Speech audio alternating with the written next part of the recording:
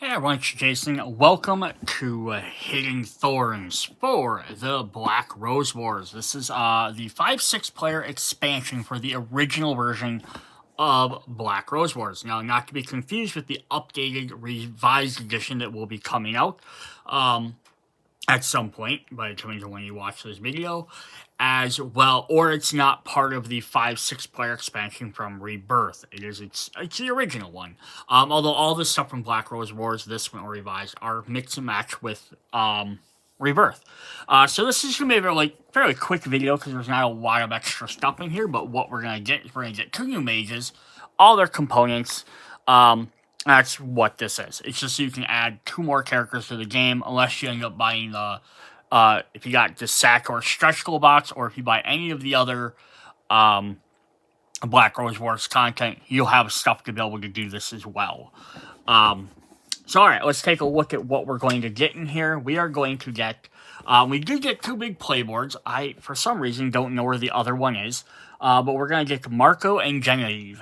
Are 2 characters, but they're look just like all the other boards. If you're familiar with Rebirth, they just usually have the little cards. If you get the SATOR stretch goal box, they switch out the boards for more generic boards with the cards for each character as well. So they go back and they do that to kind of match what Rebirth did. Then Revised will probably do that a little bit more. So then we have our sheet of tokens. So we'll have all our different trophies for each 2 players. We'll have our 2 colors. We have a purple and a white. So we'll add to our blue, yellow, red, and green.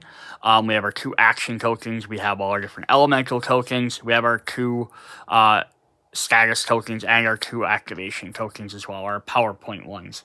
And flip the other side of the traps on the other side, and then the X's. So we get those for all the characters as well. Then we're also going to get all their different cubes, so the purple and whites, as well as their little pings. And also, if you're familiar with Rebirth, they got rid of the pings out of there, and they went for little bases that kind of snap on the bottom. So if you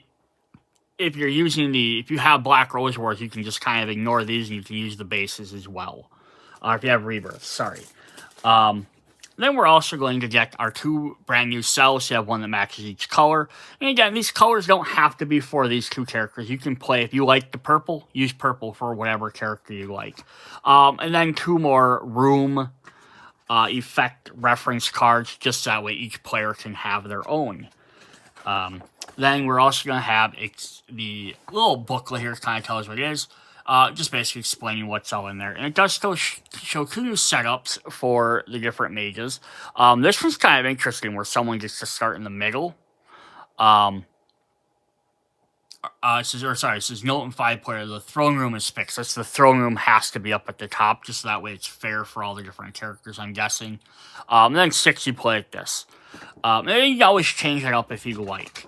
In here, we have our 2 mages. So we have Marco, and I'm not going to go through all that stuff, but he is the illusion mage. These end up having mages that work with the other 2 expansions, or schools, and then Genevieve, who works with conspiracy. So they're showing all their stuff. So then we just need to look at their cards. Alright, so we're going to start with Genevieve. I believe this is like the King Arthur Genevieve thing. There's just a little dagger in the back. I'm not sure what else she's supposed to be holding. But yeah, very interesting. I don't think it shows any better in this full picture. No, it doesn't really show what she has behind her. But yeah, so that's pretty cool. Again, I was having more representation of characters, so we have instead of always having warriors or mage, straight up magic looking characters like Rebecca as a necromancer, we get someone that looks a little more just different. This is always fun. So she has Danse Macabre. So it's a contingency spell. It says move in the target's room, and then move your mage and the target up to 2 rooms. Inflict 1 damage to the target for each step. Oh, so that's kind of fun. So you select a guy, you get them move to their room, and then move them somewhere else while dealing damage to them, so they can maybe get them out of the way of what they were trying to do. That's a kind of fun ability.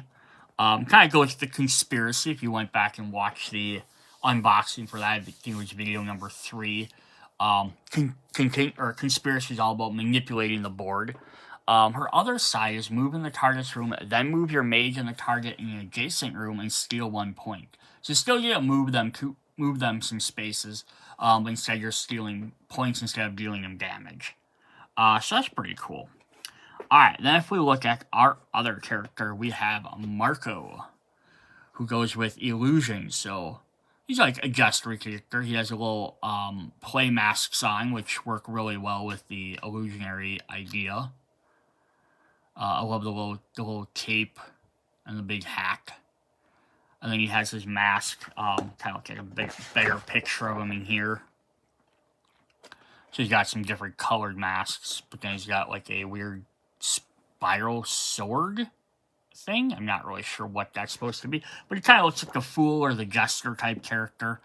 So he has invisibility. It says a protection spell. It says ignore the next spell that targets you and you earn a point. Hey, nothing wrong with that. And then he has the masks on here to be the same as in the illusion effect. But they'll work even if you don't use that. So it says if a combat spell targets you and you can choose to ignore it and earn 1 point, and then move the mage's room and inflict 1 damage to him. I like the idea that you can choose to ignore it. So you could take the damage. But either way, then you can earn a point and move to the mage's room and inflict damage to him or her. So that's kind of neat. And why would you ever want to choose to take it? You might have maybe a different spell that says, hey, if I take damage, I do this. You might, hey, I got targeted by this, let me trigger this. And then I took the damage, so let me trigger my second one. So that'd be kind of interesting. So cool. Yeah, really quick video to go through. Nothing extravagant. They're just 2 extra characters to play as. I do kind of want to point this out just as a thing. So I'm going to zoom this back out. So in the box here, we have a spot for our 2 cells.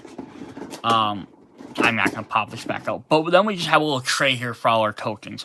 So unlike the full core game where we had little slots for each of our tokens, or if you have Rebirth where they actually have little tiny trays for each character, especially then the 5, 6 to go in the core box.